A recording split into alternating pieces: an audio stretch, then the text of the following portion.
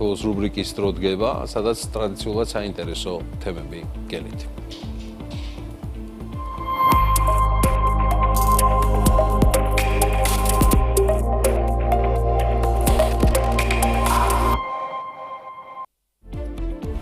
განახლებადი ენერგია იქნება ჩვენი კოლეგების განხილვის მთავარი თემა. რუბრიკას დღეს თამარ ღუნაშვილი გაუძღვება, რომელსაც იცნობს საქმიანი საზოგადოება. თამუნა არის გაეროს გლობალური შეთანხმების საქართველოს ქსელის სტრატეგიული კომუნიკაციების ხელმძღვანელი. განახლებადი ენერგია და მისი მდგრადი დაფინანსება, როგორც მოგახსენეთ, იქნება მთავარი თემა სტუმრებთან ერთად, რომელსაც წარმოგვიდგენს რუბრიკაში თავად თამარ ღუნაშვილი. თემა ეხება ბიზნესს, საუბრებს ბიზნესსა და ევროკავშირზე. მე მინდა მივესალმო თამუნას. თამარ არ მქონდა აქამდე საშუალება და საჯაროდ მინდა მადლობა გადაუხადო კიდევ ერთხელ გაეროს გლობალური შეთანხმების საქართველოს ქსელს და პირადად თქვენს სკანდინავიაში დაგეგმილი არაჩვეულებრივი ტურის გამო. მე მივესალმები თქვენს სტუმრებს, დილა მშვიდობისა და გისმენთ ყურადღებით. დილა მშვიდობის გიორგი, დიდი მადლობა ასეთი წარდგენისთვის, ასევე მადლობა შენ თავად და საინტერესო ჩართულობის და მონაწილეობისთვის ამ ტურში. დილა მშვიდობის მაყურებლებს კიდევ ერთხელ წარმოგიდგენთ რუბრიკას საუბრები ბიზნესსა და ევროკავშირზე, რომელიც მხარდაჭერილია შვედეთის მიერ. დღეს, როცა გლობალური ეკონომიკა სულ უფრო მეტად ეფუძნება მდგრადი განვითარების პრინციპებს, განსაკუთრებით მნიშვნელოვანია კითხვა, როგორ შეძლებს საქართველო ფინანსური, ენერგეტიკული და ურბანული სისტემების ეფექტიან და გრძელვადიან განვითარებას. ფინანსური ინოვაციების დანერგვა, ინვესტიციების ზრდა განახლებად ენერგიაში და მწვანე ინფრასტრუქტურის ხელშეწყობა. სწორედ ეს მიმართულებები ქმნის საფუძველს ქვეყნის სტაბილური და ინკლუზიური პროგრესისთვის. დღევანდელ გადაცემაში ყურადღებას გავამახვილებთ ისეთ საკვანძო საკითხებზე, როგორიცაა მდგრადი დაფინანსების მობილიზება, განახლებადი ენერგიის მხარდაჭერა ინკლუზიური ეკონომიკური ზრდისთვის და ურბანული გარემოს მდგრადი განვითარება. სწორედ ამ თემებზე იყო ფოკუსირებული ფორუმი პარტნიორობა მდგრადი განვითარების მიზნებისთვის, რომელიც 27 ივნისს გაეროს გლობალური შეთანხმების საქართველოს ქსელის ორგანიზებით ბათუმში გაიმართა. ფორუმზე დეტალურად იქნა განხილული ინოვაციური დაფინანსების მექანიზმები, განახლებადი ენერგიის როლი ინკლუზიური ზრდის ხელშეწყობაში და მწვანე ინფრასტრუქტურის განვითარების სტრატეგიული მნიშვნელობა. თანაც პრაქტიკული მაგალითებით, რომლებიც უკვე დღეს აჩენს მწვანე ტრანსფორმაციის შესაძლებლობებს საქართველოში. სტუდიაში სტუმრად ყავს მაია მელიქიძე, საქართველოს განახლებადი ენერგიის განვითარების ასოციაციის აღმასრულებელი დირექტორი და მურმან პატარაია, ბიოდიზელ ჯორჯიას მმართველი პარტნიორი. მათთან ერთად განვიხილავთ, როგორ ყალიბდება ქვეყნის მდგრადი მომავლის საფუძველი სწორედ ამ მიმართულებებით.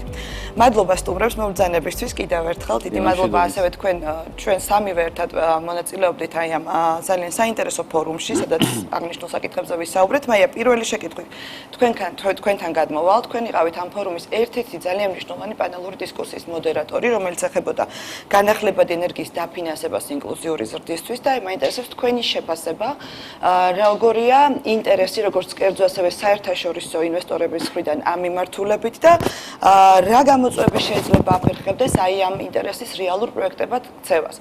და ასევე აუცილებლად მინდა ვისაუბროთ ასოციაციის საქმიანობაზე ამ მიმართულებით, ანუ თქვენ რამდენად უწყობთ, როგორ უწყობთ ხელს კერძო სექტორში აი ამ პარტნიორობების ჩამოყალიბებას და ეკოსისტემის გაძლიერებას ასევე. ძალიან დიდი მადლობა მოწვევისთვის, დილა მშვიდობისა. მოგესალმებით ყველას, მივესალმებით თქვენს მაყურებელს. ძალიან მნიშვნელოვანი თემა გქონდა, ძალიან კრიტიკულად მიუტექით ამ ყველაფერს და არ შეიძლება არ აღვნიშნო ის, რომ მედიასთანაც გქონდა ბუნებრივია შეხება. ძალიან მნიშვნელოვანია აქ ადგილობრივი მედიის ჩართულობა. ამით მინდა რომ დავიწყო, ვინაიდან ადგილობრივი მედია ძალიან მნიშვნელოვან როლს თამაშობს რეგიონებსა და რაიონებში. აუცილებლად უნდა აღვნიშნო ის, რომ თბილისში ჩვენ ხაბატონი მორმანის ბუნებრივია ისაუბრებს, გვაქვს შესაძლებლობა და წვდომა იმაზე, ინფორმაციაზე, სულ მინიმუმ ინფორმაციაზე უკვე დაფინანსებაზე რომ აღარ ვისაუბროთ, რაც შეეხება რეგიონებს, აქ სერიოზული ნაკლოვანებაა ამ მიმართულებით. ამიტომ ვთვლით, რომ ის შეხვედრა, რომელიც ჩატარდა 3 დღის განმავლობაში მიმდინარეობდა პრინციპში ეს შეხვედრები, იყო პოლემიკა, დისკუსია, იყო კამათი, ეს ძალიან კარგია, განსხვავებული აზრის წარმოდგენა. ცხარემად შორის. ნამდვილად ცხარემად შორის. ეს ძალიან კარგია. ეს არის განსხვავებული აზრის მიმღებლობა, გაზიარება და ბუნებრივია ის, რასაც შეიძლება ჩვენ აქედან დედაქალაქიდან ვერ ვხედავთ, სწორედაც ხედავენ ის ადამიანები. ჩვენი ასოციაცია თქვენ ძალიან კარგი კითხვად ამისთვის, მადლობა ამისთვის, ჩვენი ასოციაციისთვის შემდეგი 1 წელი ჩვენ ასე ვაკეთებთ ხოლმე აგვისტოს თვეში ყოველთვის ვგეგმავთ სტრატეგიას შემდეგ აგვისტომდე. აქამდე ეს იყო ინტერნაციონალიზაცია, ახლა გადავდივართ უკვე ადგილობრივად მუშაობაზე რეგიონებთან და რაიონებთან, ვინაიდან ძალიან დიდი საჭიროება დავინახეთ ამასთან მიმართებაში. პირველი ეტაპი ეს გახლავთ ცნობიერების ამაღლება და შემდეგი ეტაპი გახლავთ ჩვენი როგორც ასოციაციის მუშაობა უკვე equity capital ეს არის ახალი კაპიტალის ბაზრის შექმნაზე. როდესაც ნახეთ რაზე ვსაუბრობთ, უკვე ჩვენ აღარ ვიმუშავებთ იმაზე, რომ მაქსიმალურად ფოკუსირდეთ თქვათ საერთაშორისო ინვესტიციების მოზიდვაზე. არამედ მეტი შანსი მივცეთ ადგილობრივებს, უბრალო ადამიანებს, თქვენ, მე, ბატონ მურმანს და ასე შემდეგ იმისათვის, რომ თავიანთი მცირედი დანაზოგი თუნდაც ჩადონ განახლებადი ენერგოწყაროების საშუალებით უკვე ახალი პროექტების განხორციელებაში. ყველა მივიღოთ მოდით ამაში მონაწილეობა და წავეხმაროთ ასე ვთქვათ ქვეყანას. ეს ძალიან მნიშვნელოვანია, ყველას ჩართულობა მიმართულებით აუცილებელია. ბატონო მურმან, თქვენც ასევე იყავით ერთ-ერთი ძალიან საინტერესო პანელური დისკუსიის მონაწილე, ეს ეხებოდა მდგრადი ინფრასტრუქტურის მნიშვნელობა ურბანული განვითარებისთვის და მინდა კითხოთ, აი თქვენი შეფასებით დღეს რომელი ინიციატივებია ყველაზე პერსპექტიული კერძო სექტორის მხრიდან აი მწვანე ტრანსფორმაციის მიმართულებით და როგორია ბიოდიზელი ჯორჯიას როლი ამ მიმართულებით? მადლობა შეკითხვისთვის, მადლობას მეც შეუერთდები. ძალიან დიდი გამოცდილება მივიღეთ სკანდინავიის ქვეყნებში ვიზიტის შედეგად და მსგავსი ტიპის ვიზიტები არის კრიტიკულად მნიშვნელოვანი, შემიძლია გითხრათ. ასევე მადლობა იმ ღონისძიებისთვის, რომელიც დაორგანიზდა ბათუმში და ესეც ძალიან მნიშვნელოვანი იყო. როგორც ქალბატონმა აღნიშნა, ძალიან მნიშვნელოვანი იყო მედიასთან შეხვედრები და ასე ვთქვათ, ის შეკითხვები, ის კოლაბორაცია, ის დამოკიდებულება, რაც მათი მხრიდან გამოჩნდა. ასევე ძალიან მნიშვნელოვანია ის საკითხები, რომელიც შეიძლება ითქვას იმ მიმართულებით, რა მიმართულებითაც ჩვენ ვფიქრობთ, რომ განავითაროთ განახლებადი ენერგიები საქართველოში, ამაზე ძალიან აქტიურად და ხმამაღლა ვისაუბრეთ. 9 წლის წინ ვერავინ წარმოიდგენდა, რომ ბიოდიზელი შეიძლება საქართველოში გვეწარმოებინა, რა თქმა უნდა და ესეც ერთ-ერთი მნიშვნელოვანი გამოწვევა იყო. შეიძლება ითქვას, თუმცა გავიდა 9 წელი და დღეს რეალობა სხვა გვაქვს. მე ძალიან ხშირად ვსაუბრობ ბიოგაზის წარმოება საქართველოში ორგანული ნარჩენებისაგან. ეს არის კრიტიკულად მნიშვნელოვანი და ეს არის ძალიან საჭირო.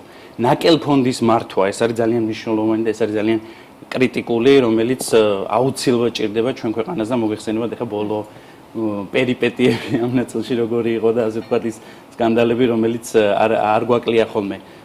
შესაბამისად ორგანული ნარჩენების მართვა ეს არის ერთ-ერთი მნიშვნელოვანი გამოწვევა და ერთ-ერთი მნიშვნელოვანი ინდუსტრია, რომელსაც აუცილებლად განვითარება ჭირდება ქვეყანაში. ანუ ნაკელ ფონდი ერთის მხრივ უნდა იმართოს სწორად და ორგანული ნარჩენები უნდა იმართოს სწორად. ასევე კვების ნარჩენები და საუკეთესო გამოსავალი არის ბიოგაზი ამ მიმართულებით შეიძლება ითქვას.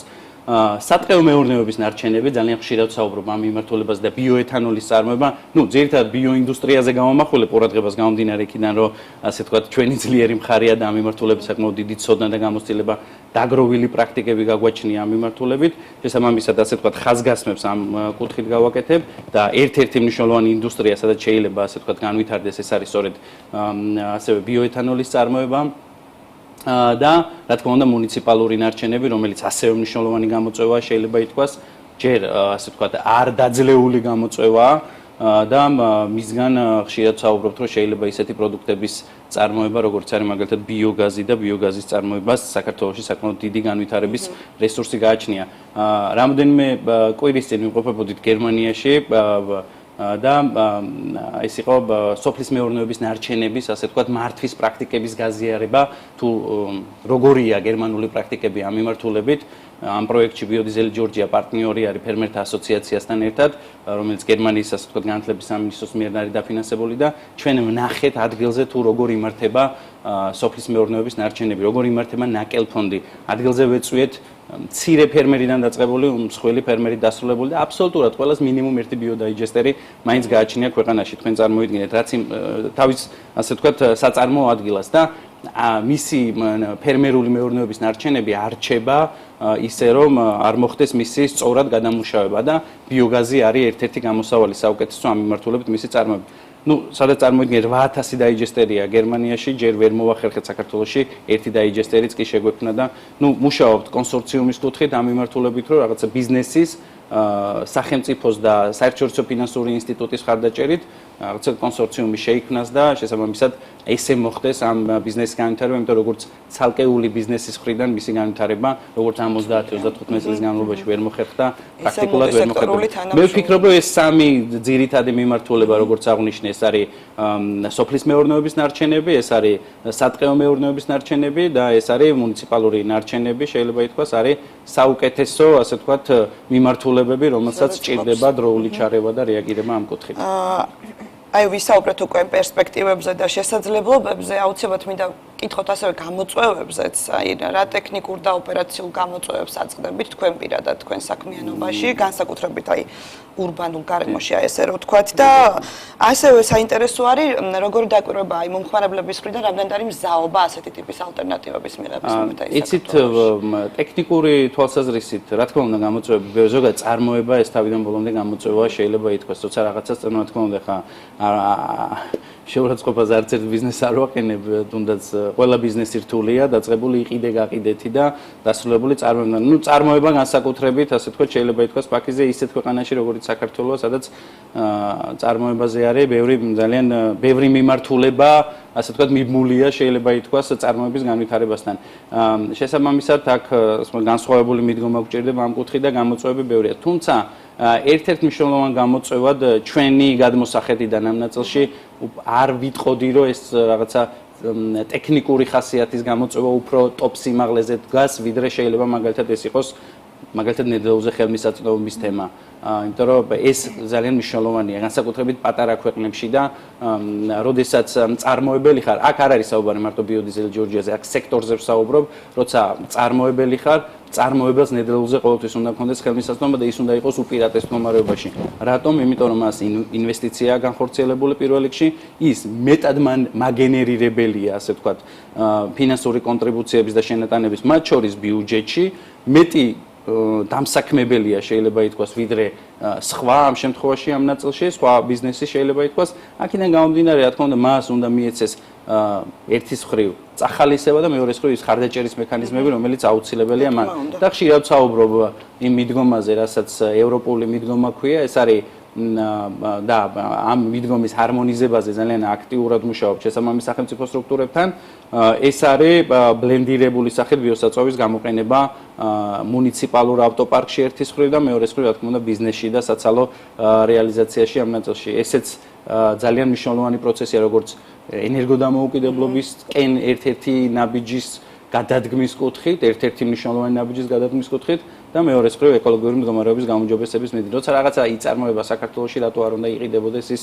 საქართველოში, ხო? იმიტომ რომ მით უმეტეს, როცა პროდუქტი არის განახლებადი ენერგია და პროდუქტი არის ეკომეგობრული. ეს ჩვენც მოგცემს მეტ სტიმულს, რომ მეტი ინიციატივა, მეტი ინვესტიცია განხორციელდეს, რეინვესტიცია მეტი განხორციელდეს და ასე ვთქვათ, კიდევ უფრო დამატებით მოვიზიდოთ რესურსები ფინანსური თვალსაზრისით. რა თქმა უნდა. მაია, შემდეგ კითხვი თქვენთან გადმოვალ. აუცილებლად ვისაუბროთ აი გარემოსდაცვითი სოციალურ მიმართულებებზე, აი განახლებადი ენერგიაში ინვესტირება არ არის მხოლოდ გარემოსდაცვითი მიმართულებისთვის მნიშვნელოვანი, ასევე არის სოციალური და ეკონომიკური განვითარების მნიშვნელოვანი, იმიტომ რომ ეს მოიცავს სამუშაო ადგილების შექმნას, ინკლუზიურ ეკონომიკურ და რეგიონის განვითარებას და ასე შემდეგ. აი, როგორ რა სიტყვით თქვენ როგორ შეიძლება ფინანსური ინსტრუმენტები ისე იქნას გამოყენებული სტრატეგიულად, რომ მოიცავს როგორც სოციალურ მიმართულება, ასევე გარემოსდაცვითი მიმართულება, აი როგორი არის თქვენი შეფასება ამ მიმართულებით? ძალიან კარგი კითხვა, მადლობა. ჩათვალეთ უმნიშვნელოვანესი გამოწვევა არის სწორედ აი ეს, რაზეც ახლა თქვენ საუბრობთ. ამორის დაკავშირება ერთმანეთთან უკავშირდება, რა თქმა უნდა, პირველ ეტაპზე ცნობიერების ამაღლებასთან მიმართებაში, მაგრამ მე უნდა გავაგრძელო ეს პათოსი. და უნდა ვთქვა, რომ ჩვენ ძალიან გვჭირდება და კიდევ ერთხელ გავამახვილოთ თქვენი ეთერით ყურადღება იმაზე, რომ გრედას მიერ ინიცირებული კანონპროექტის მიღება არის სასიცოცხლოდ მნიშვნელოვანი. ეს კიდევ ერთხელ დამტკიცდა იმით, როდესაც 28 თებერვალს დავთავრდა უკვე პირდაპირი მოლაპარაკებების გზით ხელშეკრულებათა გაფორმება და ჩვენ დავინახეთ ძალიან მნიშვნელოვანი შედეგი. აღმოჩნდა ის, რომ ინვესტიციების განხორციელება ჰიდროენერგეტიკაში უკვე აღარ ხდება და დაინტერესება აღარც არსებობს. როდესაც 11200 მეგავატზე ხდება განაცხადის შეტანა და აქედან 6000 მოდის მზეზე, 4000 მოდის შესაბამისად ქარზე და მინიმალური მოდის ჰიდროზე, როდესაც ქვეყანას 100 წლიანი გამოცდილება აქვს ამ მიმართულებით მუშაობის და უზარმაზარი პოტენციალი აქვს, ეს კიდევ ერთხელ ნიშნავს იმას, რომ ჩვენ ბევრი შეცდომა გეგმა გვაქვს, ხაზგასმით მინდა აღვნიშნო, დაშვებული ამ მიმართულებით. მათ შორის გარემოსდაც ვიცაკითხებთან მიმართებაში, ეკონომიკური კომპონენტების გათვალისწინებით. სწორედ ამაზე იმუშავა გრედამ და ამიტომ დავაინიცირეთ ჩვენ ეს კანო პროექტი და ვერ მოხდა რა თავის დროზე მიღება. ახლა ვიმკით იმ შედეგს, რაც გვაქვს. ვიმკით იმას, რომ მოხმარება წლიდან წლამდე იზრდება და ჩვენ ხვდებით იმპორტ დამოკიდებული ქვეყანა. ჩვენ ყველა რესურსი უნდა გამოვიყენოთ. ბატონი მურმანი საუბრობდა სწორედაც ცირკულარულ ეკონომიკაზე. უნდა გადავიდეთ, ჩვენ გვინდა თუ არ გვინდა სხვა შანსი და გამოსავალი არ გვაქვს. და მაშინ, როდესაც ამ ნაბიჯებს ჩვენ ვდგავთ და ვიბრძვით და პრინციპში ერთადერთი კომპანია ბიოდიზელი, რომელიც ამ მიმართულებით მუშაობს ლეგალურად და ეს ძალიან კარგია, ვისურვებდი, რომ დიდი იყოს კონკურენცია და მხარდაჭერა მეტი ქონდეს და ერთობლივი ძალებით იმუშაოთ, მაგრამ ამას აქვს ზუსტად ის, რომ ჩვენ უნდა გვქონდეს სხვა ტიპის დამხმარე მექანიზმებიც მათ შორის. და ეს მექანიზმები გახლავთ სწორედაც რომ საკანონმდებლო ინიციატივა, რეგულირება. თუ ჩვენ საკანონმდებლო ინიციატივებით ვერ შევალთ და ვერ მივაღწევთ დასახულ მიზანს და ბიზნესი ვერ შეძლებს სამართლიანი, ობიექტური, მიუკერძოებელი თამაშის წესებით ოპერირებას, ჩვენ საბოლოო ჯამში მივაღწევთ იმას, რომ მხოლოდ და მხოლოდ მარტო ინდივიდების ინიციატივაზე დავრჩებით და ეს გულმხურვალედ ვიბრძოლებთ. და ეს ძალიან დიდ დროს მოითხოვს მერე ადამიანისგან. ეს არ ნიშნავს, რომ დავნებდებით, მაგრამ ჩვენ გვჭირდება მეტი რამ. იმისათვის რომ მივახციოთ დასახულ მიზნებს. რეგულირებადი ბაზარი გავდონმა ეს ასე ვთქვათ მნიშვნელოვან განცხადებას მე გამოვიხმაურები, ანუ რეგულირებადი ბაზარი ზოგადად ჩვენი ტკივილიც არის ამ ნაწილში. ჩვენ გრედას წევრები ვართ და ძალიან აქტიურად თანამშრომლობთ, იმიტომ რომ მიგვაჩნია რომ სექტორის ხმა სწორედ აქ გენერირდება და სწორედ ეს არის მნიშვნელოვანი პლატფორმა, საიდანაც ჩვენ უნდა ვისაუბროთ ამ ნაწილში. მე მინდა მადლობა გადავუხადო გრედას თავდაუზოგავი შრომისთვის შეიძლება ითქვას ყველა მიმართულებით, სადაც განახლებადი ენერგიები გენერირდება და დიახ, რეგულირებადი ბაზარი, ეს არის ძალიან მნიშვნელოვანი გამოწვევა. ეს არ უნდა იყოს მურმან პატარაიაზე ან ვინმე სხვა პერსონაზე, ასე ვთქვათ, პერსონიფიცირებული აქტივობები ბიზნესთან მიმართებაში ან გადაწყვეტილებები, არამედ ეს უნდა იყოს სისტემური მიდგომით ჩამოყალიბებული და თამაშის წესები ერთიანი, რაც ჩვენც გვტკივა შეიძლება ითქვას და ამასთან დაკავშირებით ძალიან ეს ხმამაღლადაც ვსაუბრობ და ძალიან აქტიურადაც ვსაუბრობთ ამ მიმართულებით და ანუ გამოწვევა, როცა გინდა რომ რაღაცა მიმართულებაში ბიზნესი აკეთო, რა თქმა უნდა ინვესტიცია უნდა ჩადო. რა თქმა უნდა თამაშის წესებს უნდა დაემორჩილო, თამაშის წესებს რო დაემორჩილო, თამაშის წესები უნდა შეიქმნას. ეს არის ძალიან მნიშვნელოვანი. ნამდვილად ასეა. ძალიან დიდი მადლობა სტუმრებს დღეს ჩვენთან რომ იყავით და ასევე ამ ძალიან აქტუალურ თემებზე ვისაუბრეთ. სხვა დროს აუცილებლად გავაგრძელებთ კიდევ ამ საკითხებზე საუბარს. ხოლმე დაგემშვიდობოთ, წარმატებებს გისურვებთ. ნახვამდის. დიდი მადლობა თამარ, დიდი მადლობა თქვენ და თქვენ სტუმრებს. გადასტურებ რომ ეს თემა იქნება ჩვენთვის საინტერესო და გავაგრძელებთ მასზე საუბარს და მსჯელობას. დარწმუნებული ვარ შედეგით შესაბამისად აუცილებლად დადგება.